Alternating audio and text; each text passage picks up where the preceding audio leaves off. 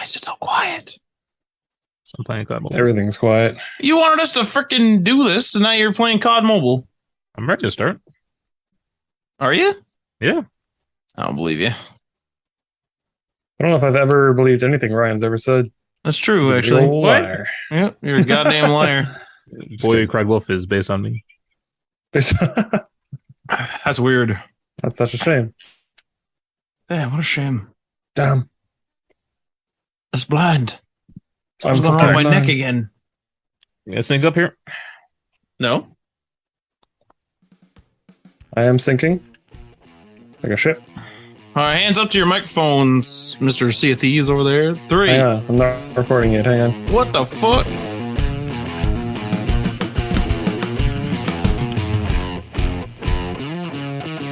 All right. Welcome to Day One Patch Podcast. I don't extend my welcome. 100. I do. Hello. This is the big episode 400. We have nothing planned for it. It's just there. It just is. Like And all it things is in the life. final episode. Oh, How about that? Oh, God. I let everyone down. The big thing we had planned was to... I was going to beat Elden Ring, and then just didn't. just decided not to. Yeah, just decided not to. I could do it. It's just I didn't want to. Mm. Right. How many years would 400 episodes be? I know we missed some weeks, so it's not going to be perfect, but 4 years approximately. A little under or a little over. I think more than that. 52 weeks. Once a week. 400, though. Oh, 400, right. It'd be I'm like thinking 8 200. years. Yeah, I It'd was be like thinking around 8 200. years. Sorry. That's insane. What are we doing? Living life. Podcasting. A quarter mile at a time. Anyway, some of the top stories this week include in the next Tomb Raider game potentially leaked, and we got a cast listing, I think, or like a kind of what they're looking for, and a bit of a synopsis of what the story is. Sony is retiring PlayStation 5 feature that almost nobody knew about. Do you guys remember accolades? Yeah. The No. PS5. Yeah. Yeah, Yep. I think we might have covered them. I don't recall if we did or not. That's how little anyone knows about it. That's sad. And then Sea of Thieves, the game we used to play on stream. Season 7 has updates that we're going to talk about. Will it bring us back to Sea of Thieves? Probably not. Damn. And then we'll we'll get into what That's we're sad. playing. All right, let's start with this first story here. The next Tomb Raider game could have Lara Croft leading a team of Tomb Raiders. This is from Video Chronicles. It's according to a script that allegedly is being used to cast the unrevealed game's actors, which was obtained and shared by Sacred Symbols. According to the alleged script, Next Tomb Raider game is internally known as Project Jawbreaker and is described as an action-adventure game set in a modern-day world rocked by a mysterious cataclysm. According to the alleged Cataclysm is casting... that the universe of Mortal Kombat has crossed over with Lara Croft, and they're going to break people's jaws. That's what it's called, Jawbreaker. I don't think I'd want that, but I'd still play it. Not the game that you wanted, but the one you needed. Yeah. According to the alleged casting notes for Lara, the project is looking to cast an authentic British actress in their mid-30s and the prototype of Emily Blunt or Rosamund Pike. And the role will involve romantic scenes with another female character. Wait, What? has it ever been stated that Lara Croft, like her sexuality, has that ever been made? In the Okay. movie. Yeah, in the movie, but I'm not sure about the games. I haven't fully played the earliest ones. Is it canonically supposed to be a different person? Well, Or this are is they the just thing. saying oh, by the way, she's bi or something? This is the thing with this new game is it's supposed to bridge the two canons, I guess. However, that's going to happen. However, that's going to happen. However, in that first reboot game in 2013, she does seem pretty chummy with one of her friends there. It's I one think of a those lot of things people where implied. in Xena Warrior Princess, where they always thought that she was just really close with her, what was her name, Cassandra or something? Yeah. Her fellow adventuring companion. And it's Does- super, super obvious that they're together. But everyone's like, Does, no, they're just really good friends who kiss all the time. Does homoerotic apply to women? Yeah, I would say so. Yeah, so it's kind of like that vibe. Anyway, Lara Croft is on the top of her game. Gone are the days of the young, inexperienced woman dealing with matters of legacy and familial reckoning. The script then describes what appears to be a team set up for the new Tomb Raider, which could have multiple characters involved in core gameplay. Additional Tomb Raiders have speaking roles in the alleged script. It says, as the years have passed, Lara has become lonely on the top. The beginning of this next chapter presents Lara with a quintessentially adult problem, facing something too big to handle alone. Tim, have you played the most recent Tomb Raider games at all? I played the first one. I have all three. Host of Day One Patch podcast, Ryan Johnson, who forgot to introduce himself. Oh my lord! I have all three, on but our 400th episode, right? I only played and beat the first one. I think I started the second one and then just never kept going with it for some reason. I got distracted by something else, I guess. Well, how do you guys feel about this little new direction they're taking this on? I feel like I'm not familiar enough with like the lore of Lara Croft Tomb Raider to like know what to expect one way or the other. Like they could do literally anything and I would just be like, oh, I don't know if this is a reboot or not. Like I don't know if this is different or if this is based off of something that's happened in the past or like it's exactly the same as what happened before or it's completely new. I don't know. So all I care about is if it's good. If it's fun, if it's good, I'm not one of those people that's going to be like, actually, they've ruined the spirit of it by neglecting to mention this character, and actually the fact that she has a ponytail that's only 17 inches long and not 21 inches long is lore-wise inaccurate. One that's not braided. One that's not braided? Yeah. In the original games, well, it's braided. Happened. And the movies, right, with Angelina Jolie, it was also braided? I think that's right. Braided hair. Yeah, she had it braided, yeah. But now it's just a ponytail. Unacceptable. And she rarely, in the new games, she rarely has her dual pistols. Really? The end of the first game, you finally get them at the end and you kill like the final boss with them. Yeah, it's a very But in the following game, she doesn't have them. Moment. That's so weird. It's like they just took away like her iconic pistols. It's like her one thing that you know about Lara Croft is she raids tombs and has dual pistols. I mean, maybe this new game will have them if it's bridging the two timelines. She actually has 3 pistols. She holds one in each hand and one in her mouth. It doesn't make any sense, but just go with it.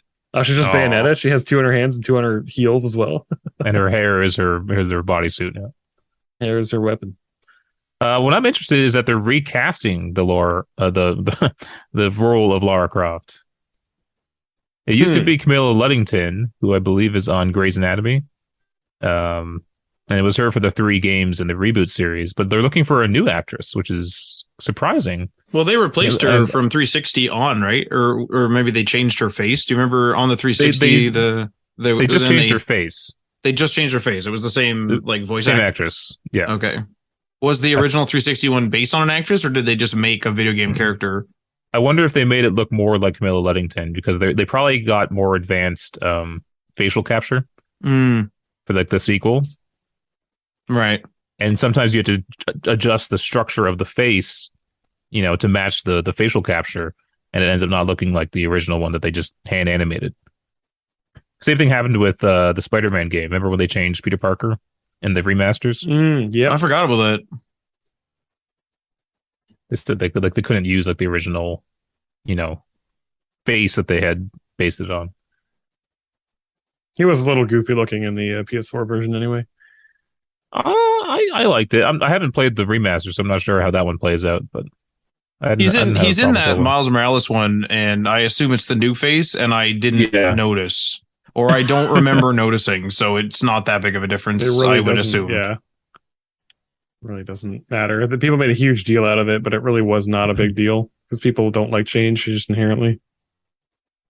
I have a bit of a pessimistic view on this with this whole leading a team of Tomb Raiders, and I really hope it doesn't turn into some sort of cheap game mechanic where you're just sort of manage these Tomb Raiders. Like click on this, go in a menu and like click on a menu like option for this Tomb Raider that you've trained. Oh, like and make it into almost like a mobile game collecting characters type of thing. Like the assassins in Assassin's Creed Brotherhood. Exactly. Like I feel as though you can send groups of Tomb Raiders off on different raids. I mean, so the more you send, the greater chance they have of succeeding at their mission. Yeah. Like, oh, you need a certain amount of intel to do the next story mission. So send these Tomb Raiders out, and you have to go do some sort of repeat mission over and over again, or a collection of repeat missions, and then you gain enough intelligence or something to learn about the next clue, and then you go do the next scripted story. God, please no. Because what situation would you be in to be like, I'm a Tomb Raider and I need multiple Tomb Raiders to come with me? Well, it's not.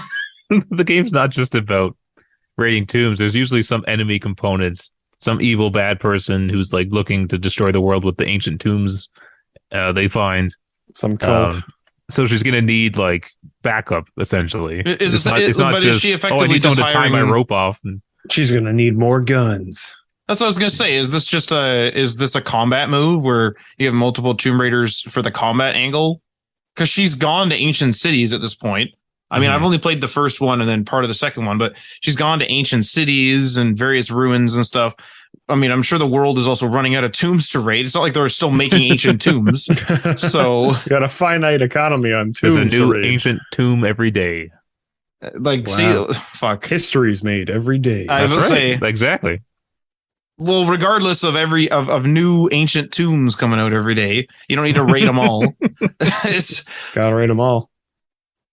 She's a Tomb Raider, Matt. She must raid tombs. It's my thing. It's what I do. Yeah, it's who I am. It's like having dual pistols. That's right.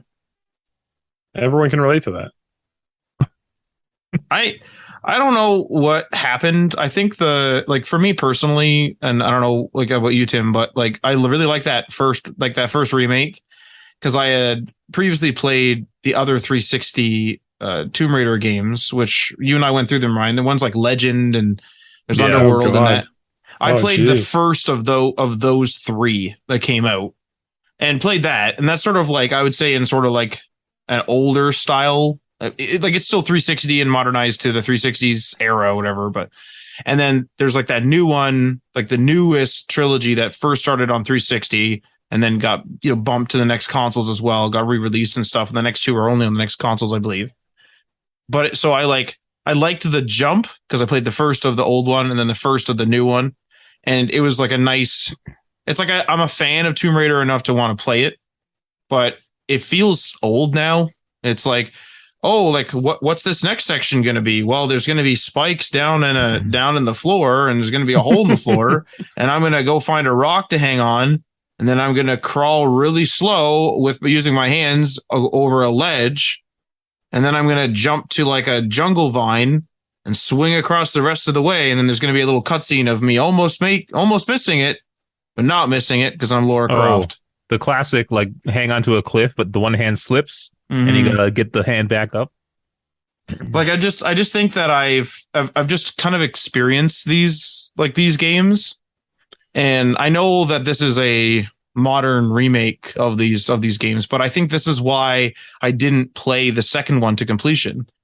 I was really excited to play it because I really enjoyed that first one, but when I got there, I just sort of realized, oh, this is the same thing again. But now I know it's another new big bad, it's another this and that.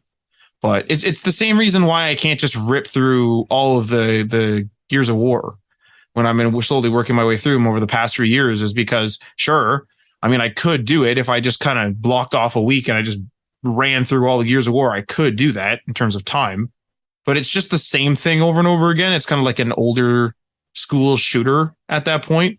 And we've been there, or like I've been there enough times to be like, okay, like I kind of get what's going on. It's Assassin's Creed is the same thing. I've been in the Assassin's Creed world so much that I'll play them, but it's going to take me a long time to get there because I don't need to play one each year. And I think that's kind of where I'm at with Lara Croft. I think probably games need that kind of refresh every now and then, because Assassin's Creed had like a billion of like the old style kind of combat and game mechanics. and then they switched over to more like RPG type of game, and I think that really refreshed the franchise. And so yeah, maybe every so often these games just need, or these franchises need like a reboot like that. I think that might be why I never really, like, part of the reason why I never really got into the Uncharted games is because, like, I'd played Assassin's Creed, I'd played Tomb Raider, and then people are like, oh yeah, it's like these you follow the story and you do all this like platforming and there's shooting segments and you delve into ancient areas and you solve puzzles and the story's cool. And it's like, I've played that though. I've played all of that. So it's nothing, it's not any unique selling proposition. Well, what I think is unique about Uncharted is not necessarily the gameplay. It's just more the characters and the dynamics between them, and it's just fun in that sense. And they're cinematic. They're some of the most like action movie in a game type of game. I guess that sort of thing just doesn't like appeal to me. Like I'm much more of like an action, like a real time action game player than like watching a cutscene and then having to like hit a quick time event button. Like there's almost nothing that I hate more in video games than quick time events. It's the least immersive, most like jarring mechanic in any game. And I'm really glad that like I didn't play the old God of Wars because they're really notorious for quick time events. Yeah. And anytime I see they might have been what killed it. I just like I hate them so much. And like I did just play a whole lot of Detroit Become Human recently. I played through the game twice. And that game, obviously, QT. Everything Quantic Dream, it's all quick time events. But I think it's different because it's consistent all the way through the game. Like I know what's coming. I know what to expect. Yeah. And I know that like everything looks like a cutscene, but everything is also a cutscene with multiple quick time events. Like there's never a part where you're playing that game and like, all right, I'm going to put the controller down now because I don't need to be holding it. Because you always do. It is frustrating too, and I don't know if you would call these QuickTime events, but if like in a game when like you need to like lift like a boulder out of the way, and it makes you like mash square, and it's like why? That's not fun. Who has fun doing that? It's not more immersive. Yeah, I agree. It's just bizarre, and I don't know if that was one of those secret things. You know how when you slide between like two rocks, they use that to like hide the like load screen. Oh yeah, where it's super close in, and then is the mashing things to hide load screens too? I don't know. Possibly. I mean, mashing hides the load screen. I guess it's a good question as to whether we would prefer a load screen or one of those. I don't want those just for the sake of having them in a game. I think those are gone with the fast SSDs now, though. I would hope so, I don't think they're needed. No. Horizon Forbidden West loads. It's probably the fastest loading game I've ever seen. It's insane. That's pretty crazy. I mean, that's pretty crazy, but that's also pretty good. Like we're kind of reaching, I guess, a point where even though we have 4K graphics and stuff, we can actually load them quickly, which is kind of nice. I remember watching E3 when they had announced the PS4 and Xbox One, and all the people were saying, "Oh, this is the end of load screens," and it's like, no, it wasn't. You're still on mechanical hard drives over here. I don't know why that was the thing. I don't know why everyone thought. I remember Haze, that like, I mean, I'm just gonna call it a bad shooter on PS3. Holy cow! But I remember Haze when they were advertising it, they were like, "There's no load screens in this." They're like, I think there was something like you'll see a little loading icon or something as you're going through an area, but it's like it's like not. There's no load screen. Like you're still playing. Mm-hmm. It's just loading in the background. Yeah, it's just loading in the background and like maybe letting you know or whatever. It's like Skyrim. Like if you can technically run from one end of the world all the way to the other end of the world, it's not like the whole world is loaded. It's just loading the world behind what you're doing. Mm-hmm. Same with Minecraft too. As modders, I'm sure have found, and other people is, certain things. If you were to leave something on automation, if you were to leave like some sort of auto cooker or something, and you go really far away, some of that stuff breaks because it doesn't keep your base loaded. Yeah. Couldn't it just store the data though, and just say, "Oh, this is happening," so when they return, load it up to this point? Well, some of it's is physics based, right? So in the event of Minecraft, if you were to, I mean, this is really rudimentary, but if you were to have like a dispenser shoot something out into a waterfall that you made, and then it goes down and then goes into a funnel. Mm-hmm. Like that's physics based, where the game doesn't know that you're doing an automated process. It just knows, oh, fire this thing out, and it uses physics to determine how far it goes, and then it hits the water, and then the physics pull that item down into the water, and then the water pushes it along with its physics into the funnel. So it wouldn't have any idea, that something was happening. Maybe in some cases, like the ovens and stuff in Minecraft, I've actually never tried that, where if you were cooking just a shite load of like food, and it was going to take like an hour, and you went really far away and came back, and it took you an hour total, would it be cooked? Possibly, because obviously the thing is you're cooking. Mm-hmm. So I'm just not sure on that, but. All right, where were we? What were we talking about? Talking about Tomb Raider. Oh, well, I'm excited. I don't care what they put out. I'm gonna play. Don't care what they put out. Yeah, I mean, the first game in the remake trilogy was the first game in a long time where, up to that point, where I beat it and I enjoyed it so much that I immediately started a new file and started playing again. Really? Holy cow! I just really, I really enjoyed that game. But it's funny that I did that for that game and then didn't immediately play the next ones when they came out. I don't know. Well, you should. I have them. It's just a matter of getting around to it. But yeah, that's my vote for your next stream. I could. That might be good, actually. You'd get it through them pretty quick too, especially if you got through Mass Effect relatively quickly. I don't know how you did that. I don't know how you did that. I mean, I wouldn't say that it was quickly. It's 3 games took a month and a half, a month and 3 weeks, something like that. I mean, it would have taken me like a month and a half to get through like half of the first one, probably. No, the first one's super short. That's a short game. Mass Effect 2, and like I and that's how I play those games too, right? Like it's an RPG, so it's a matter of trying to do as much side stuff as I could. And those games are, they're the BioWare narrative games where it's certain side events are based on what's going on in the world. So if you advance too far through the main story, or you do too many other things before you do this mission, once it becomes available, then if it was time sensitive, you can't go back and do it. So there's a number of like notorious missions that people are like, oh, as soon as it comes up, like do it, because you only, if you go and do another mission, once that becomes available, it's too late. You don't have enough time to go do it now. So I was trying very hard to like see as much of the game as I could. Right. So that was a reason, why 3 of those weeks were Mass Effect 2 and then 3.5 weeks were Mass Effect 3, because they're just long games. They seem like a tall glass of water. I do have a suggestion for the next Tomb Raider reboot, though. You have Indiana Jones in like the 30s and 40s. You could put Tomb Raider. You're going to say 70s. Yeah, in the 70s, yeah. I think it'd make it a little more interesting. You just want to see Lara Croft in bell bottoms, that's all. Oh, yeah. Just give me a skin like that. That's all. I'll pay $45 for it. Oh my god! $45. Well, that was the recent survey that went out for Overwatch 2. It was like, how much would you pay for a skin? And one of the options was like $45. Jesus. I mean, I think some of the Fortnite bundles, and maybe even some of the skins, I mean, obviously it's variable, but some of them are like 20 to 30 Canadian. Yeah, I don't think I've seen 40 though. I don't know. Yeah, I don't know what it peaks out at, but. Yeah, maybe one of those like paid bundles are like 30 something, 38 maybe.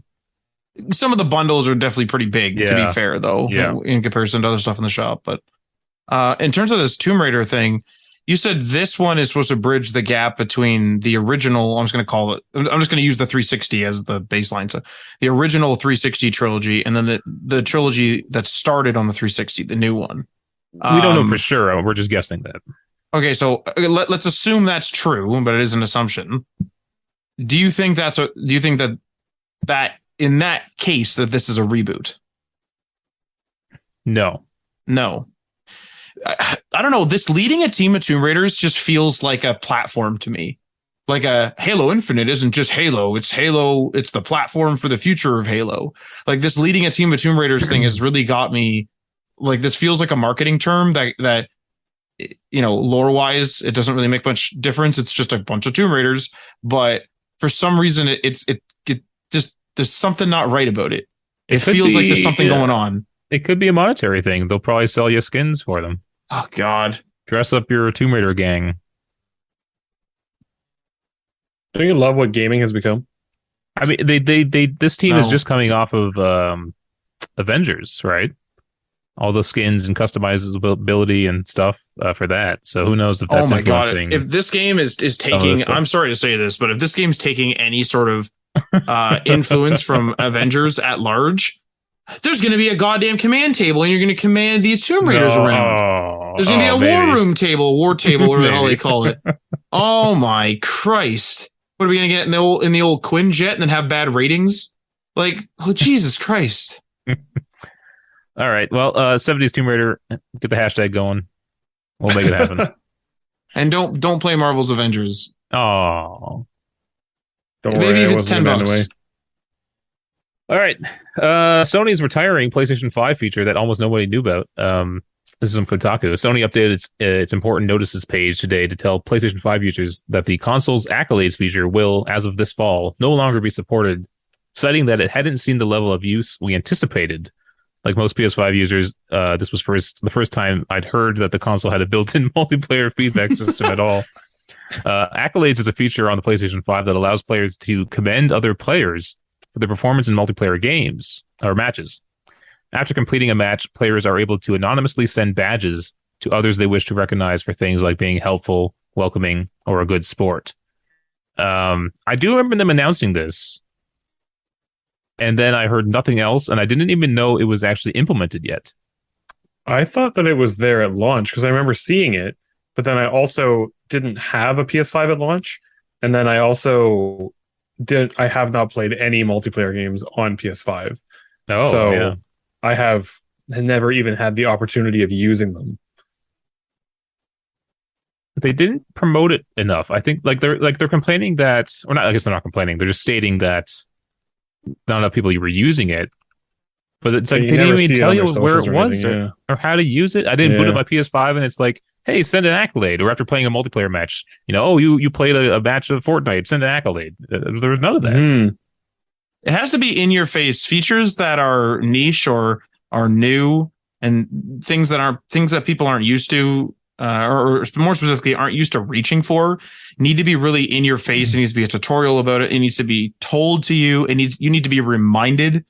Like, users don't use things that aren't mandatory a lot of the time. And it's only through consistent being like, hey, you could do this now. Hey, you could do this now. Hey, you could do this now. I mean, even with smartphones, I mean, the smartphone has really evolved because of people evolved the use case themselves. Like we, the people, did that, right? All Apple and stuff did was really like make them more powerful over time and then complement whatever apps and stuff were coming out. This type of thing, I mean, like this accolades feature would have really had to be in our faces. And like Tim and you guys were saying, was like, why wasn't it in these games saying like, hey, like submit feedback, submit an accolade? Because the Overwatch one is right in your face, and you get a huge notification, or not huge, but you get a pretty big notification in the game when somebody gives you an endorsement. It's just like, oh, ba-ding, this person endorsed you for sportsmanship, and then that's kind of an indicator like, oh, I got endorsed. Oh, okay, maybe I'll endorse them. And you get XP for it. You get XP for it, and Multiversus does the same thing. Multiversus has some sort of endorsement system, and there is some sort of in-game coinage that gets exchanged there at the end of every game. At the end of every game, every like 2 or 3 or however that works. I haven't played it much, but like I've been commended a couple times, and I've gotten a little bit of coinage from that. Like there needs to be an incentive. It needs to be in your face, and it has to be obvious. Yeah. What's it called? Monster Hunter Rise has that too. It's got a just a little like upvote system at the end. It's like pick a person you want to give a thumbs up to at the end of a hunt, and you can use the D-pad, and it's just like left, up, and right if you're in a group of 4. And it's just as simple as like as soon as the hunt ends, it's just there on your screen, and it's just like hit the D-pad if you want to commend somebody, and that's it. Like it needs, like you say, it needs to be there, because if you don't show people that it's an option, people aren't going to go looking for it. I think it was there at launch then, because I'm looking at this article that says like PS5 guide, what are accolades and how to earn them. This was written on November 11th, 2020. So yeah, it must have been a launch feature then. I imagine activity cards are also going to go away at some point. I don't know if you guys have ever used those. No, I've used one to try it. The thing with them is that it's, once again, it's in your face only when you press that PlayStation button. But when I'm going to the PlayStation menu, I'm going there with another motivation. And so it's either to close the game or to check a message or something. I'm not going to take a pause in what I was about to do and check one of the cards. It just doesn't really make sense. You know it's what I wish it was counterintuitive. like? Because you could use it to track trophies, right? But it's not laid out nicely because trophies look better horizontally and these cards are more vertical. Right. I kind of wish, you know how like the Discord overlay is just like the people's names on the top of the screen? Yeah. On the top left. I wish you could just track trophies and have them show up like that as an overlay on top of the game. That'd be kind of cool. So you could just see, what do I need to do next? And okay, and then go do it. Instead of having to open up these cards so and not be able to read the whole thing. And then go over the card and then select X on the card and then the card pops up. Yeah. And then it has to load because it isn't preloaded. Yeah. Yeah. I remember seeing that when the PS5 was coming out and I was like, that's a cool feature. That looks like that'd be really helpful for like tracking stuff. And then yeah, it's just like, it's not very intuitive. It isn't actually that useful when you're trying to do it. Yeah. You know what's interesting is, I don't know whether it was coincidence or whether it was designed to be like this, but when I was ripping around in Spider-Man, I think it was Miles Morales on the PS5, I was near an area, or maybe I had just completed part of an objective, and when I went to one of those cards, because I was just playing with the feature, the card like of an achievement that was in that area, or maybe I like again or just done piece of it, but it kind of showed up dynamically. Now, I'm not really a fan of dynamic lists in that way because you never think to reach for something that you just hope is there. But if you were to take that card, so that card had like, I think, a little video, and someone had made like a little video on how to do it. There was like a tracker, like Ryan was saying. They really could just use all the same tech that they have and have a proper achievement tracker where I like the overlay idea that Ryan had, but also have a card. So when, like, let's say I pin the, I don't know, Elden Lord achievement, and let's just say you have to beat all the bosses. So you would have your overlay and it would say, you've beaten 0 of 5 bosses in the top left. But let's say you're really struggling trying to find the third boss.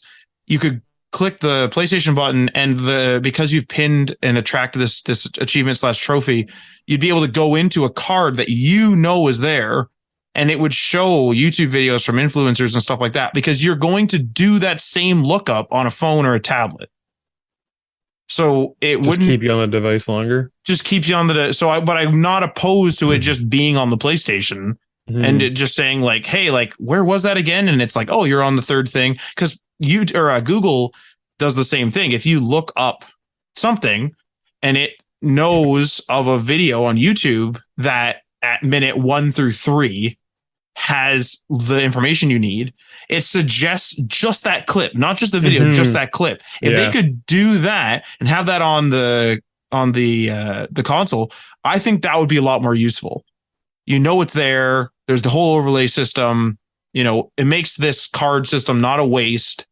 And then you could have because obviously developers have to support this feature, or to support the existing feature. You could just not have developers support this one potentially, or optionally you could, you could just have people look up guides and like have the Sony community team figure out what they want to put in these cards for the games and stuff. But maybe that's too much logistics. I don't know.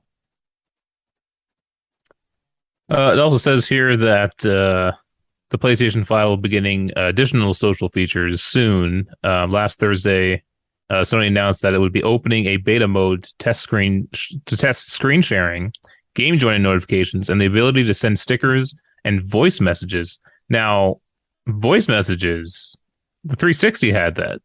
Yeah. Why is the PS5 just getting voice messages? It's so bizarre.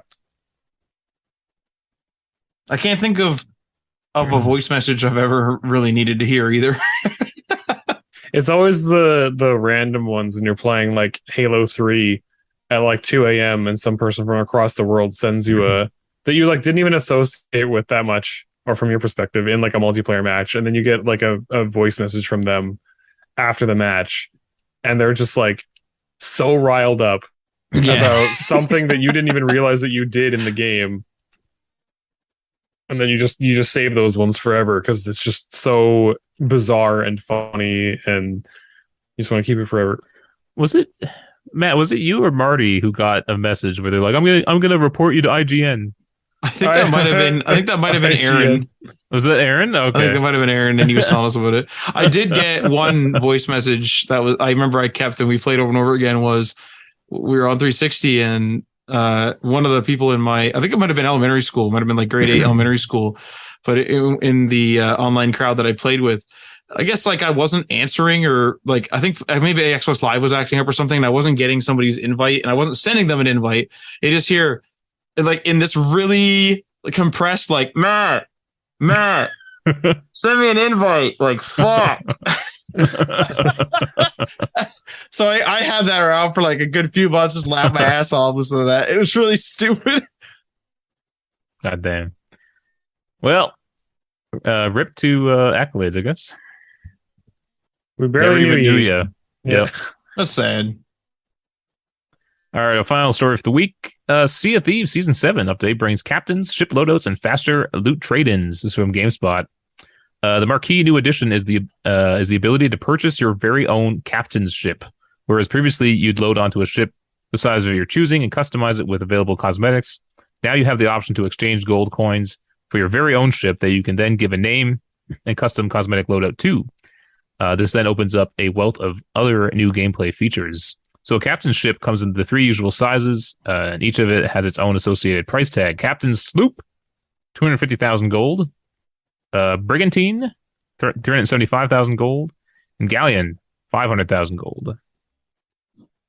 I don't remember how hard is it to get gold. Are those outrageous prices? Those are pretty high for what we were doing. Yeah, it's pretty high. I remember I used to play a lot of Sea of Thieves with a group of streaming friends, and all we ever did when we played was just do the gold hoarders, and then we would do vaults. And I think I haven't played Sea of Thieves in a long time, but I think I'm sitting on about 1.5 million, which I remember taking a while to get to that point. But at the same time, I was only playing Sea of Thieves like once or twice a week for maybe a couple of hours at a time. It's just that we kind of figured out a decently efficient way to do vaults. And we would get like all the loot from the vaults almost every time. So when you do that, when you do a vault, then you're getting anywhere between like 80,000 to maybe 100 or 110,000 gold, which doesn't sound like a lot, because especially when a lot of the like ship parts in that game are like, or outfit pieces for a single piece can be like 250,000 gold. Yeah. But like, it's kind of the whole point of the game is just to whatever you're doing, you're getting gold for it, right? Whether you're fishing and selling the fish to the hunters like faction, or you're doing gold hoarders, or you're doing PvP, like hunting people down, you're doing PvP, stealing their loot, you're getting their gold. It's all for gold at the end of the day. So I would say that's pretty high, but not unattainable if you play a lot of Sea of Thieves. Yeah, I think I broke the million mark when we were streaming it, but that'd be half my entire freaking savings just to get the biggest ship there. Oh, the captain's sloop though, that's not too bad. But at least you never have to buy it again. It's not something you have to keep buying, right? Yeah, you work up to it, you get the money, you buy it, you're like, all right, I never have to do that again now. It says you can add as many as you like to your character, provided you've got enough gold. Do note, however, that while your first time naming a ship is free, if you ever wish to change its name, you'll need to purchase a ship renaming deed, much like a pirate appearance potion, using the game's real money currency, ancient coins. A renaming deed sells for about $5. $5. Jeez. I don't like how absolutionist like a lot of game stuff is now, where it's like, oh, you mistyped your name, go fuck yourself, gotta pay me $5. Like, Jesus, I thought I was playing a game, didn't realize I was typing out an email. Like, come on. Yeah, I was thinking about that because I still have my old username on my PlayStation profile because I haven't changed it, because there's like, I don't really think it's that important to have the same name across everything. But I was wondering, like, I remember back in the PS3 days, you couldn't change your username, and PlayStation was always under flack for that, because on Xbox 360 you could change it at any time. as many times as you wanted. And then like near I think the end of the PS3's life cycle, they finally made it an actual thing where you could change your username, and everybody got one for free as like sorry, this took so long. Like, here's a free username change if you want. But anytime after that, it costs like $15 or something. And I was sitting there and I was like, have I used my name change ever on PlayStation? Or would mine still technically be free? Because I don't know if that carries over to like PS4 and PS5 now. Right. It's been that long. But I guess I'll have to see if I ever feel that inspired to change my username. I don't know. Kind of like having a legacy one, though. Matt came pretty close to changing your PS3 name. Yeah, I was going to change it, but then I found we looked up a video and it bricked someone's PS3, and I was like, well, I don't need technical problems, so I'm not doing that. Yeah, I remember that. What are you talking about that? Also doesn't work with some multiplayer games. Yeah, old multiplayer games. I'm not I maybe in like the real future when those games are like distant on the horizon. I mean, the chances of me playing them is like very low, but it's not like I'm being hindered by not changing my name. So two of the best new features for captains are the ability to stock your ship quickly at the shipwrights shop, with offerings such as full supplies of wood, cannonballs, fruits, and meats, as well as the ability to quickly trade your loot into a new NPC group, the Snooty Sovereigns, who rest at any outpost. They'll take a manner of loot and do the hard work for you, making it one-stop shop for chests, crates, skulls, and more. But remember, they only deal with captains, given their high opinion of themselves. Sounds like a really good spot to gank people for PvP. I was going to say that this is a bit of a weird change, because you used to load in, or you used to choose a ship, one of three sizes, sloop, brigantine, galleon, load in, invite your friends, this and that was it. And if you wanted to stock up, you basically had to purchase, I think you purchase fruit crates and stuff now in the later patches. It's been a while since I've played too. But in general, you had to kind of scavenge the outpost you were at, dump the stuff in to your ship's coffers or whatever, all the supplies, and then you would sail off and do whatever mission you were doing. Now it's sort of like, I understand that there needs to be a decent incentive to have you purchase a sloop, brigantine, or galleon. But the weird thing is that Sea of Thieves was always about like, you know, if you get a better sword, it's just better aesthetically, and it's up to you if you like that better. Subjective. It doesn't do 10 more damage. It doesn't do 5 more damage. It doesn't do 10 less damage.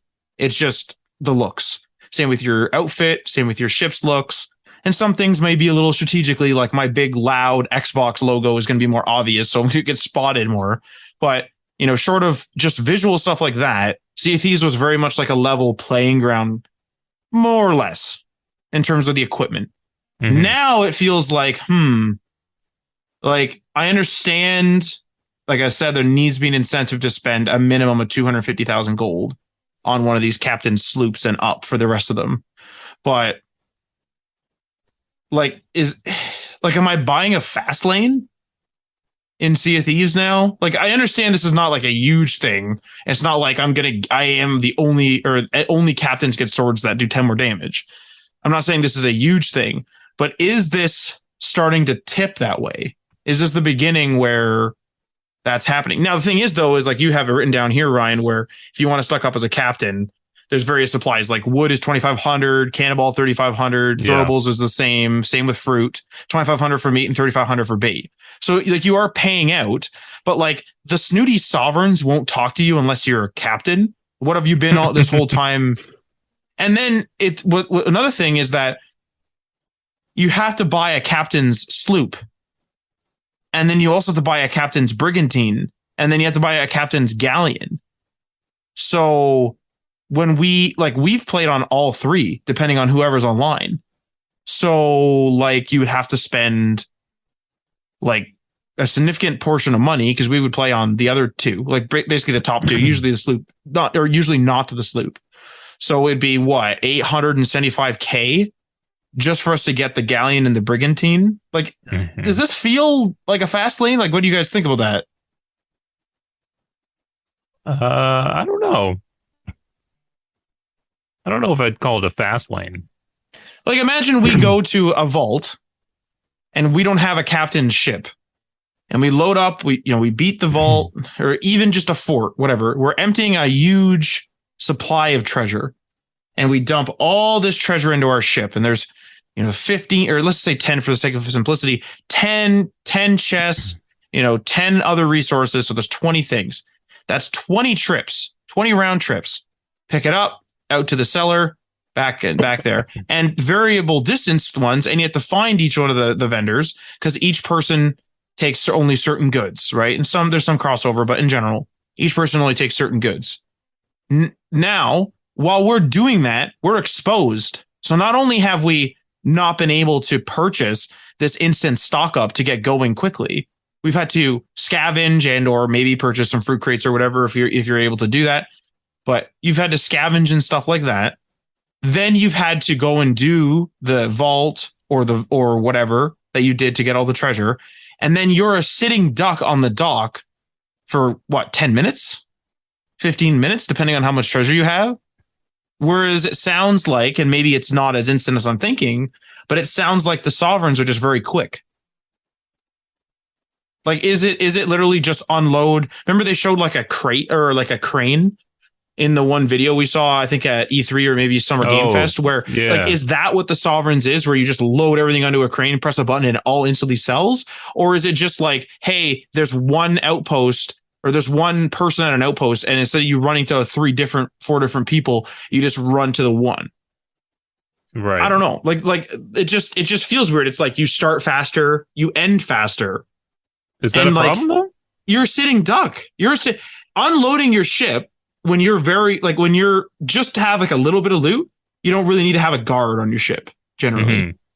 When we're unloading like a thing, how many times have we been ambushed? Tons of times. We've been ambushed tons of times. The longer you're there, the higher the chances of being ambushed is. Mm-hmm. How many times have we run out of cannonballs because we get ambushed while we're still trying to scavenge for cannonballs? Now, I will say that you can still stock up. Like, it says stock up instantly as a captain, so I assume that it means you go to some sort of menu and it just fills the barrel. Whereas we would have to go to the merchant, purchase the crate, which I believe starts full when you purchase the crate, and then you can bring the crate to your ship. But it's still another step. Like, it's still a slower lane. And again, this isn't a huge deal. It's not like I'm saying Sea of Thieves is super unbalanced now, but this just feels like it's like less about fun and more about monetization or something. But I'm just saying, does it affect? Well, I don't know. I don't know how I feel about it. Like, what? Why is, like, I don't know. This feels weird. Like, oh, you can't rename your ship. You have to spend a lot of money on this, and then you get fast lanes, fast load, fast unload is what it sounds like. It's sort of like, Fallout 76. I guess I know it's a subscription for Fallout First, but Ryan, you have a lot of room in your stash, or you could, for junk. I, as a Fallout First subscriber, former Fallout First subscriber, have unlimited. But technically it's no big deal, but it is kind of a deal. Like, I'm just wondering, how big of a difference is this? Arguably the best feature of Fallout First is the junk or unlimited junk inventory. Mm-hmm. Arguably that's the best feature. I've heard it like from other people and myself too. But but the thing is though, is there's other features that are useful, but this is like, it's just super useful, and it's useful all the time. That's the thing with it. So I know this isn't a subscription. I know this captain's thing isn't a subscription, but it's just, what else are they going to add to this? Like, it kind of sounds like this is like a bit of an infrastructure for a captain's status. What are they going to add to the captain's status? What are they going to do to change it? Are the prices going to change? Is there going to be something above a captain's status in the future? Pessimism from the old game monetization front. It's not free to play either, right? Isn't it? You have to buy the game still, right? Unless you have Game Pass. Yeah, actually, that's a good point.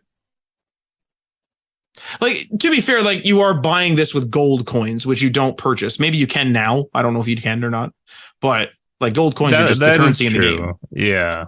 That's why I'm not like, I'm not necessarily ringing the alarm bells. This is just something I'm bringing up. Oh, I hear them. Oh, that's ding, ding, ding. That's Tim ringing them. Oh, Lordy. All right. Well, will this get us back into the game at all, you think? I just kind of always passively at any point, because of like Twitch and stuff, there's always somebody that's playing. Adriano's still playing. With his whole family, actually. Yeah. There is one thing I want to do in this game, and that is the thing that you and I did on a fluke, Ryan, with the big red skull. Yeah. Oh. I want to like do that properly on a galleon with 4 people. Jeez. I got the perfect name for a ship that has all of Adriano's family on it, but I want to hear what you guys think the ship would be named first. I was going to say Bodie McBoatface, but not Bodie McBoatface. No. I have no idea. Something with petty? Petty cash. Yeah. Petty cash? Yeah, that's pretty good. That's not bad. And we had petty crimes. Petty crimes, yeah.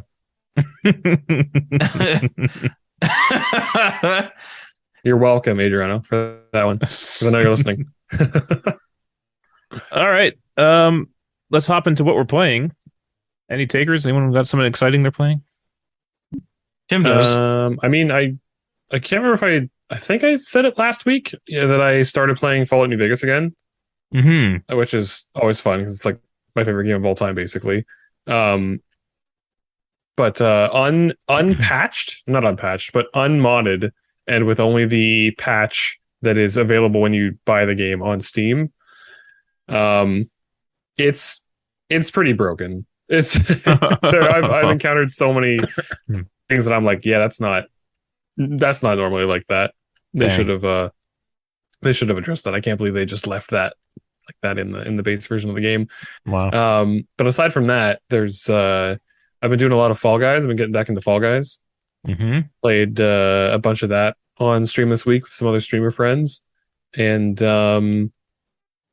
aside from that, I think I mentioned that I started and finished the like perspective puzzle game Superliminal, which was like one day last week, which is kind of impossible to describe. Once you see it, it makes sense, but it's like a game where you really just are messing with perspective. So if you pick something up that's far away across the room, and then you like turn and look down at the table that's next to you and you put it down, then it's just like small on the table because it was small when it was far away from you. At the other end of the room. Yeah. But aside from that, I mean, I'm always just kind of passively playing Elden Ring as well a little bit because it's Elden Ring game of the year. It's something that I can always like do something in. I've been playing it on the PS5 and I'm trying to do like a faith intelligence build, which is actually pretty strong. If you know like where to go right off the bat in the game and get the equipment that you need for a build. But that's been fun playing through it again and helping Matt obviously whenever Matt needs help. Which is a lot all the time. Yeah, which is a lot and consistent. I feel like I'm making it harder by giving bosses double health and not being as tanky as your mimic tier would be. But it's fun anyway. I don't know. I like playing. That is very multiplayer. And isn't the whole point of video game? No, completing them. Is... Oh, okay. Oh, jeez. And then playing them on your PC to see how they look. Yeah, that's right. Then deleting them. Ryan Johnson way. Yeah. But yeah, that's pretty much been it. I've been keeping my eye on Monster Hunter Rise because the Sunbreak expansion came out like 2 weeks ago, and there's just so much stuff coming out for it. Like a lot of the YouTube channels I follow are just uploading a ton of Monster Hunter Rise stuff. So it's been on like the edge of my radar because I'm aware of it, but I know that if I commit to playing it, that it's like all that I will be able to play, because Monster Hunter games always require like all of your free time to play them because they take dozens of hours to get through. but it seems like it's really good. Like I only see positive feedback for Sunbreak. So I'm glad that it's good, but I just don't know when I'm going to get around to it.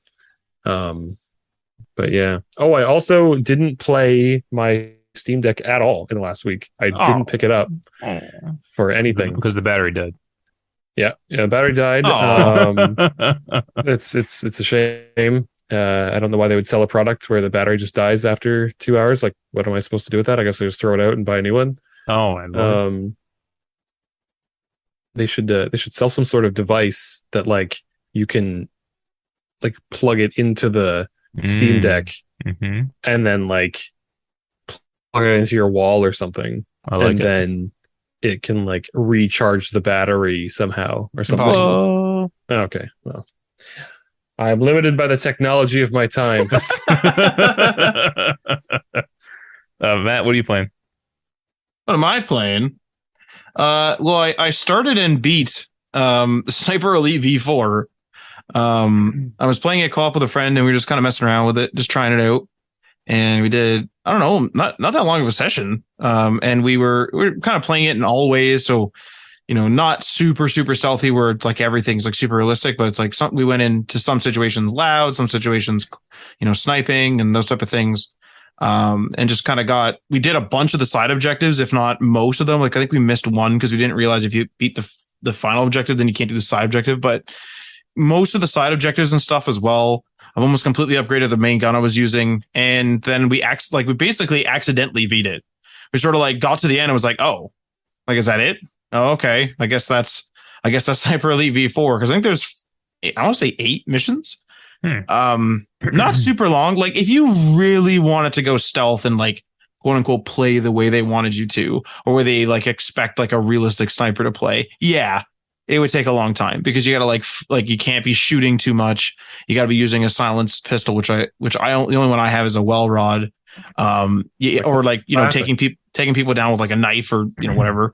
Those type of things, setting up traps and stuff. So if you like played this methodically and sort of like lore friendly, then sure. But we just going through and just sort of playing it.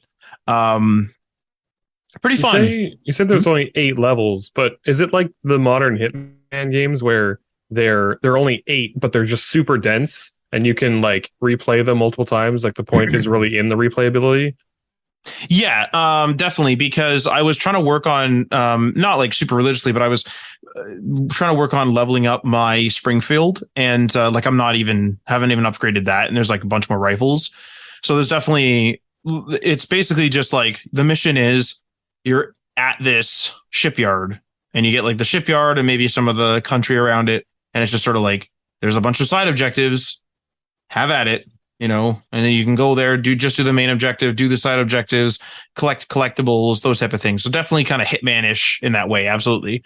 Mm-hmm. And so like, I'm sure, and even in Hitman, you could just go through the most expedient way and beat the whole game pretty quick, which is kind of what we did ish just because we're playing co-op. But, I'm kind of excited because I wanted to try Elite V5, specifically the PvP mode, where when you're in your campaign, enemy snipers, which are other players, can have to find and snipe you out. That's crazy. Which is really cool. So I wouldn't mind trying to be on both sides of that fence just to kind of give it a try. So, I mean, I never beat V2, V1, if it's even called that. I think it might just be called Sniper Elite. I never beat any of them. Like Sniper Elite through V3, but I beat V4 now, and now I'm going to maybe try 5 because 4 and 5, I believe, are on Game Pass. So that's pretty cool. Other than that, been doing Ghostwire Tokyo. It's a slog. It's unfortunate. So sad. Oh, fuck. There was a point in which I remember I went and it was like, oh, you have to get these parts for this bike. So you have to get like one sort of paranormal part, which is like this oil, one turbine part, paranormal oil. Oh, but anyway, so I think I talked about this last week because I'd started it last week. So I do this sort of 3-parter mission, assemble the bike, and then I go to leave, and it's like, oh, if you leave this region, you can come back, but these 3 or 4 side missions are going to be locked out. It's like, don't care, get on the bike, whatever. So whatever, take off in this cutscene, get to the other side, and now I'm just like fighting pretty well all the same enemies. Like they're adding enemies here and there. Like there's some like crazy ice person that like attacks you. But my biggest problem with this game by far is that it's really kind of like samey. Like I've mentioned my other problems with it where the aiming's kind of weird and stuff, but the enemies are really samey. And when they give you a new enemy, sure, they have quote unquote new abilities, but they're just more tanky. And it just kind of feels really cheap because it's like, oh, like I've like raised my maximum ammo capacity by 3 since the last time I've seen a new enemy. I see a new enemy and this person's going to take 90% of my ammo. So it's like having an extra bullet or two really doesn't matter that much. And so there's just like these big scary people and I'm just like attack, constantly attacking this person. And I got to a point where there was a boss fight that was actually kind of unique-ish. And it was like this big spider and I was fighting her and I ran out of ammo and I had used all the ammo collectors in the area. So I just had to wait until ammo spawned because I just was out of ammo. It's like my least favorite part about, I play a lot of RPGs, but my absolute least favorite part about RPGs is the constant ebb and flow of your power versus the enemies like scaling. Because obviously it's like, as you go through the game, you want to, at the beginning, you'll probably feel pretty strong. You get some equipment, you get some upgrades. Now enemies are pretty easy to beat. And then enemies start getting harder and then harder and harder and harder because you're not getting any upgrades. So then you get some more upgrades and then things are easy again. And so then you have an easy time and then it gets harder, get some upgrades, gets easier, harder, gets on. So it's just that sine wave of going back and forth between easy and difficult. And it changes based on when your character power changes. But it feels so unsatisfying, like before that point where you're just like, it feels like just a waste of time almost, where you're getting stronger and it's like, okay, it's great, but I know that it's like fruitless because eventually I'm just going to fight enemies that have more health. So It's like, what was the point of me getting stronger? Except that now the enemies that just have these ridiculous health pools are now manageable. Like that's the end goal, is that the game is now more balanced. Yeah. Kind of thing.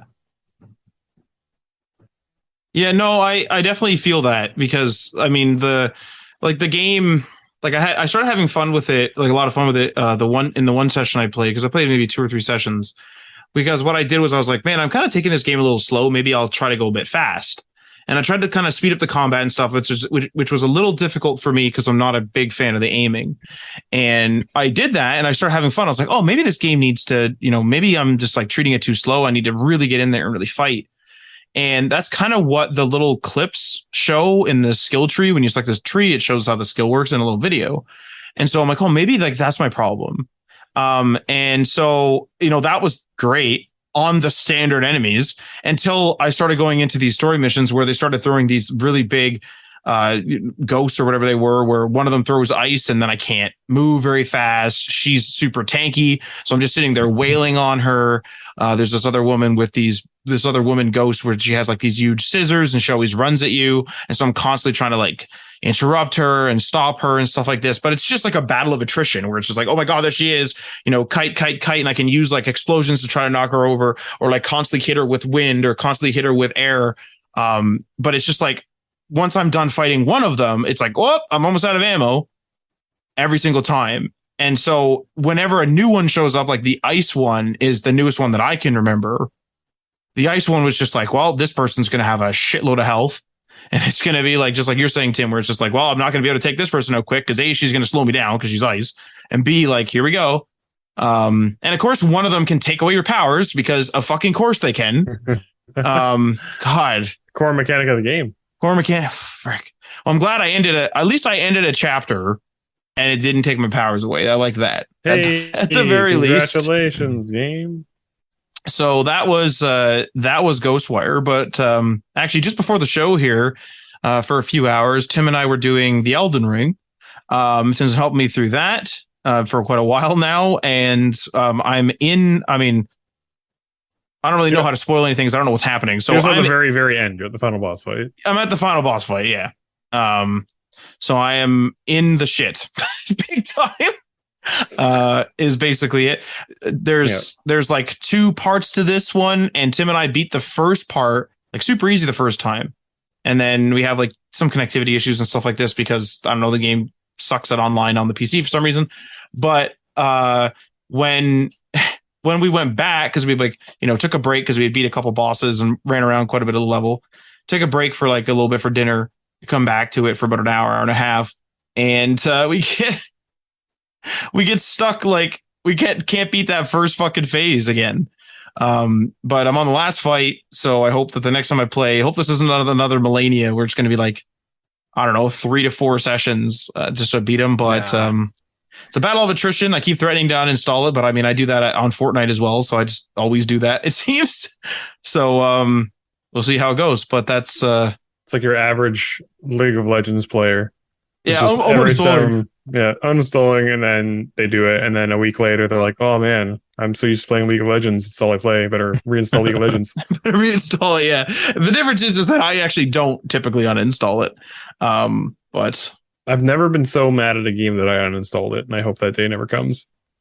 I feel like if I can just beat my head against a wall in a FromSoft game enough to fight a boss like 45 times, and then eventually on the 46th you get it, like I feel like nothing can phase me at that point. I witnessed it wasn't me, but I witnessed my friend Anthony. He rage quit and rage uninstalled and never played this game again. It was Off-World Trading Company, and it's a game in which you're supposed to run a trading company, but it's like they're like quick strategic rounds. But the AI is fucking ridiculous. Like, so you'll go and like try to monopolize water, and then they'll just become a race or people or whatever. I can't remember how that game works exactly, but they'll just become a group of people that don't need water. So then the water demand drops and you lose. Like they just win. So it's like, oh, okay, I'll monopolize medicines, and then they don't need medicine, or they outsource it themselves, or they corner you and they make sure that you don't have enough electricity to run the medicine plants. And like the AI is always there instantly, and they pivot instantly, and they always corner you. And I remember we played round after round after round after round after round of this, and just lose. We get one win, and I'm like, okay, we're getting better at this. Like, let's try it. And the next ones are just lose. And I remember we had one where we got like all the way almost to the end, because I think the end is either a time frame or a company value number or something like that. And we were right at the end, and these motherfuckers like came in and monopolized water or something that we needed. And they just charged us at the ass for it and completely destroyed our economies. And we lost. And Anthony's like, you know what? Fuck this. And I just witnessed him literally like escape, right click, manage, uninstall, done. We've never played it and never talked about it again. It's just over. And I've never played it either. It's just like this AI is too fucking good at pivoting. They know exactly what you're going to do, and they know exactly what the exact counter is. And so they just like, with no emotion, they just go after it. Like if I get into like iron, I'm going to like kind of fight for iron for a bit, even though it's like hard going, then I'll adapt if I need to. The AI just goes like, iron's not min max. Kate, next thing. Like they just immediate change. Can't do it. So that's was just, it's really mind blowing to me that there are people out there that find those sorts of games fun. And that's cool. If you find that fun where it's like just extremely punishing uphill climb the whole way, against like literally almost insurmountable odds, because the AI is like just almost like knows what you're going to do before you even do it, and it's satisfying to like overcome that. Like that's okay, sure, that's like playing Civ on like the highest difficulty, where it's just it is like specifically the point of the difficulty is that it is not fair for you. It is unbalanced. Like they have unlimited resources and everything like that. If you're that good at min-maxing a system in a game where you can beat computers at all, cool. You want to do that? It's fine. There is nothing that sounds more stressful to me than spending what little free time we actually get in a day trying to do that. That just sounds like work to me. So if that's you, hats off to you, but I cannot do that. This coming from somebody who has played like the majority of FromSoft games. I don't know, man. Like it's too much. Like there's something to be said about a challenge, but Jesus, like when it's unfair, no, I don't know, man. Yeah, there's definitely you're absolutely right on that. It's usually in strategy games where, I mean, hopefully it's gated by, some crazy difficulty that's supposed to be unfair, like Civ. But there's definitely been times where, and I'll probably get chirped for this because people love their competitive Company Heroes, but like Company Heroes 2, especially some of the patches. I remember we were on this one patch and I like hear the German tank rolling up and I'm playing as the Russians and I'm like, I can't see them yet. Like they're still in the fog of war. Like, where the fuck are they? And I just hear, go, go, go, go, go, it's rolling in, rolling in, rolling in, rolling in. And then bang. And I'm like, where the fuck was that? And my T-34 just blows up in one hit. I'm like, okay, bang. What was that? Oh, another T-34, off map artillery. Oh, okay, I'm off the map. I've been wiped off the map. Like, I haven't even seen them yet. And I'm fucking dead. And I remember like patches like that where it's just like, how the fuck do you play this? Like, what do we... Where's the game here? Where's the fun? I remember there was a Company Heroes 2 demo before the game came out. And there was like one map, you could play skirmish, you could play as many players as normal. So I think it's up to four, like other human players, and maybe even more. I'm not sure. And we played, and like, I remember Anthony and I couldn't beat it. And so we got Mike involved the one day, and he were like, hey, have you tried Company Heroes 2? We're like, it's really hard, but we think it's because it's a demo, which it ended up being that was the case. But we're like, it's really hard. And maybe it's because it's meant for 4 players. Do you want to play with us and we'll have an AI with us as well? We'll just see if we do better since it's 3 humans and 1 AI. He's like, sure, let's play it. We held out like in a corner of the map through an onslaught for 3 or 3.5 hours. It was like an actual war. It was like, okay, call in here, call in there. Like T-34, we need 2 Shermans on this flank, and like fucking yelling and hollering at each other, and like people are calling in people and we're getting shit blown up. Then there's a big old fire. Stuka's like blasting into the fire. The forest is gone. Now there's like a natural way for the Germans to get around us. So we're like running to the other side, trying to like make a minefield, and then like they're fucking flying in with shit. So I'm trying to like drive these shitty tanks in and they're not working. So I got to bring all these conscripts in. It was fucking chaos. And like, I remember Mike was saying there, like we ended up losing, or we like surrendered. And he was just like, I literally am exhausted. Like I just ran a 10K. Like, seriously, it was just a complete onslaught, and we were on the lose the entire round. Like, we were just getting chased back into our base further and further. And it eventually was like, okay, the enemy has won. Like, they've beaten us. Very nuts. Very nuts. Well, I played Stray. All right. Thanks for listening, everybody. I finished it. You finished it? It's only about like 5 hours long. Was it like a game of the year contender, as big of like shit that it's been kind of advertised as? No, it's good. I think people are going a little nuts for it. A little what do you call it? Overrated. But it is good. It is a fun little experience. I'm glad I played it. I don't know if you would like it, Matt. I like the idea of like your kind of game. I don't think, Matt. No, not having seen the gameplay. I liked the mystery of like, why are these people computers and like TV heads? But I feel like the game is more so like, play as a cat. And I'm like, I don't care. I don't care about that. Yeah. But that's pretty much all I did. I've been doing Diablo Immortal for some reason. I don't know why. Someone needs to have an intervention and stop me. Complete your account. And slowly picking away at Horizon, as I have been for the last several months. So, have you completed the season 2 pass of Diablo Immortal then? Because you said 3. Oh, yeah. So you completed it? Yeah. And was it hard?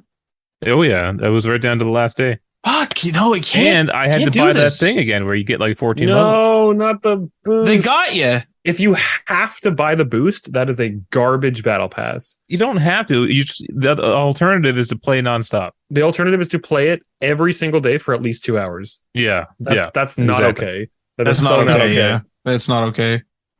But the next outfit is really cool. See, they got me. Originally, right? Like, I'm such, and I will admit this 100%, I am such a sucker for aesthetics in games. I think that it is totally fine for a game to be like free to play, and they charge out the ass for cosmetics. That's totally fine to me, because you don't have to buy cosmetics. To somebody who does not give a shit about what their character looks like, it doesn't mean anything to them. So if they have a solid game and the only thing that you make money off of is cosmetics, then you're only really like preying on the people that care about what their character looks like, right? So to me, that is totally fine. And I was just, I don't know, I almost had like an epiphany, I suppose, a couple of days ago, where I was like, I don't know if I was thinking about Diablo Immortal. It might have been a different game, but I was sitting there and I was like, I always get suckered into something, like investing time or money or whatever it is into a game just to get a cosmetic. Mm-hmm. Like I can't think of any microtransaction that I spent on any game in the last probably 5 years where the end goal wasn't that I would get a different cosmetic. And I just sat and I was like, I'm thinking about all the games now that I did that in that I am not playing anymore. And I was like, I spent all that money on these games. Was it worth it? Like, did I get enough enjoyment out of it back then to warrant having spent that much money on it? No. And I think the answer is no. So it just makes me think, like, do I really care enough to spend real, actual dollars that I could spend on things like food and my mortgage? Do I care enough to spend that same money on one game where it'll change the pixels on the screen for this game that I'm not going to play for my whole life, you know? Yeah. And you have to grind hard too to get it. Yeah, to earn it after you pay. It's not even just paying and you get it. It's paying and then you have to play the game every day for an exorbitant amount of time, whether or not the game is fun. And when you say it like that, it's like, this sounds like complete idiocy. This sounds completely unreasonable. If the game's not fun and you're spending real money just to get this thing, this one thing in the game that you want, you've worked towards it and you're like, great, I've got it. I've unlocked it. I've equipped it. I'm sick of this game now. I'm not going to play it. So it doesn't even matter that I put all that time and money into this to get the skin, because I'm not even going to play the game anymore because I'm bored of it and I don't get to enjoy the skin. But that game company gets to laugh all the way to the bank because they're doing that to millions of people. Yeah, it's a bit crazy when you think of it that way, and especially because it sounds like how much is the Diablo Immortal Battle Pass? With the bonus, it's like $20, $20.99. Oh my god, that's so fucking expensive. Like I always say Fortnite, but it's like I feel like Epic just knows, like, okay, they can charge a decent amount for the stuff in their item shop. That's fine, but I feel like Epic has figured out the Battle Pass is a way for players to want to continue playing because it's like a goal. So, you know, you can literally earn your Battle Passes by playing the previous ones. You buy once and keep playing. And as long as the price doesn't change within a certain amount, which I don't recall it ever changing, and at least not recently, it's like you can earn enough V-Bucks to buy the next Battle Pass in this pass. And all it is it's a free to play game, but you can just like go and actually earn all this stuff. Use your V-Bucks to buy the next one. Like, I think Epic just knows we just want our fucking few dollars for the Battle Pass, and then we don't give a fuck. And then if you know, but like Diablo, it sounds like is trying to min-max it, and I sincerely think it's the wrong way to do it, because I don't feel cheated when I buy something on the Epic, even on their item shop, because I feel like I'm getting a shitload of content and I'm not pressured. If I don't play Fortnite for a few weeks, I'm still going to complete that Battle Pass. I just Discorded you guys the armor. It's pretty cool, right? I don't love it. You don't love it? Is it that doesn't incentivize me to spend $20 in this game at all? I was going to say, well, $20 plus like several hours. Yeah, dozens of hours over. That's the only one you get. Weeks. Yeah. You get items for the other levels, but you only get the one skin. It's only upgrade materials, though. It's nothing of any substance. It's just upgrade materials for the 0.1% damage increase by upgrading your gems, or getting a slightly better in-slot item. Like, it's just not, in this example, right? It's not worth the money to me. And I did the first season Battle Pass, and again, it did come down to the final day. I think I had 2 hours left. Oh, I remember that. And I interrupted you. And you didn't buy the bonus levels. No, you played that straight, right? It took all of my free time to do it, and I will probably never play that game again. Jesus Christ! It's not worth it. It's not a good enough game to warrant the time spent. It's certainly not enough to warrant spending that much money on cosmetics that I'm not going to enjoy because I'm not going to play the game. And like I said, like this is my personal opinion. Like I don't get enough enjoyment out of it for it to be worth the money. If you play it enough, if you like the world, you like the characters, you enjoy the cosmetics, you enjoy doing the grind of doing the dailies over and over again, that's totally cool. If you're having fun doing that and you're spending money to do it, by all means, go for it. That's totally fine. I just look back on it myself and I regret it. Oh, at least it was like a $20 regret, and it wasn't like a 2,000 or something. Yeah, I'm not going to be these people who spend like $2,000 on a set of golf clubs to play golf once a year. Like what? I don't have that kind of disposable income. But I think it was when I was playing Fall Guys actually, because I was looking because the only thing that you can buy in Fall Guys is cosmetics. That's it. It's things to like you can buy emotes and different outfits, and you can get different like nameplate backgrounds and like titles, and like windscreen animations, and like that's it. That's what you can customize yourself in Fall Guys. And I was just looking at the money that you have to spend to like get the premium currency, which you can also just get by playing the season, and then every 10 levels or something you get 100 show bucks or whatever it's called. But then there are things in the shop that are like 2,000 show bucks, and it's like, okay, I literally cannot get enough from just like leveling up through the season to in order to unlock that. So I would need to spend some money. So how much money would I actually have to spend to buy that? I would have to spend $30. That is obscene to me. And I know that there are people out there that they literally spend their money on like nothing else aside from video games. So they do have that disposable income. $30, okay, whatever. That's like a week's worth of work or whatever for them if they're working like a minimum wage part-time job or something. Cool. But I literally can't afford to play these games. I can't afford to play them the way that they are designed to be played. They're designed so that everybody spends a little bit of money on them. And I just can't. So I'm not the key demographic for those games. And I also don't love when they're set up in such a way that they're meant to exploit people who have like a spending problem. Oh yeah. And that just makes my heart hurt. What's crazy is like I'm still in the boat of like I still prefer items that I've earned in a game. Like if Elden Ring were to sell like a super cool light up and really animated sword for $10, that's cool. I'm not gonna like diss the art there, I suppose, or the asset there. But if I go through to the end, I don't know, I was making this up. If I go through to the end boss and I get a sword that is just like a super clean samurai sword, I don't know, I'm gonna be like, oh fuck, like I earned that sword, and I'm more enticed to use that sword than I would be the $10 sword for sure. Mm-hmm. I still maintain that the last game that I played that had legitimately satisfying unlocks was Gears of War 3. Damn. Because there were skins and like characters and gun skins and stuff that were tied to achievements. So not only did you have to do the thing, which was usually, a decent challenge to do the achievements, especially in an online game, online shooter, for me anyway. It was always a grind to get those done. And then you finally get that achievement and you're like, sweet, I did it. It was like an actual legitimate achievement. It wasn't just beat level 5 on normal difficulty in the campaign. Right. Like it was a legitimate achievement. And not only that, then you get to have a unique weapon skin that you can only get if you have that achievement.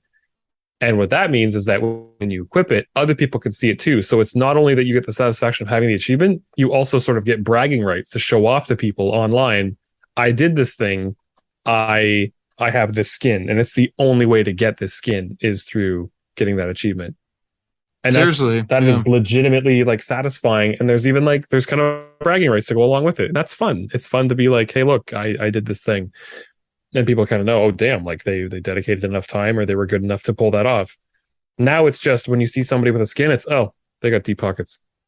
Yeah, deep pockets, or like, oh, that's cool. Like you look at it for the visual fidelity, but you're not like, oh my god, like you did all those achievements to get that gold, whatever sword or gun or whatever. It's kind of those days are kind of going away, which is unfortunate.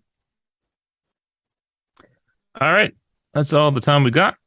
Thanks for listening, folks. We got more. Tim Spence. We got more. We're not done. Yeah, just we're gonna have at least 3 hours of dead air. It's fine. This is the after-hour show. Yeah, Tim's gonna play the Mass Effect trilogy again. I have to go to bed. I have a wedding to go to tomorrow. I need to wake up at a good time. All right, do your thing, Tim. Do my little dances I always do. If you're a fan of Fallout New Vegas and occasionally Fall Guys, all the falls, you can play along with us at twitch.tv/the sidetrack, where I'm live 4 days a week, most of the year, 5 days a week. I'm just on a summer vacation long weekend thing right now. So Mondays to Thursdays. But once I think once we get to September, it'll be back to 5 days a week. But yeah, that's what I'm doing right now. Fallout New Vegas. No mods. Weird. It's weird. Come see how broken this game is. It's still fun though. I love it. You truly can polish a poop, and it's called Fallout New Vegas, and I love it. And we're getting some serious building done in Grounded. Oh man! So you can watch our amazing staircases and bridges and other things. Wednesdays, 8:30 p.m. Eastern, twitch.tv/DemonPatchMedia. We'll see you guys next time. Man, it's so boring when you refer to it as just staircases, because it's true. It's literally just staircases. Just staircases everywhere. But those staircases are working towards something, and when we finish that, oh, it's going to be so sick. I am so excited to keep working on that in Grounded. Yeah. All right, we'll see you guys later. Peace. Freaking foghorn. Okay, yeah, I was going to say.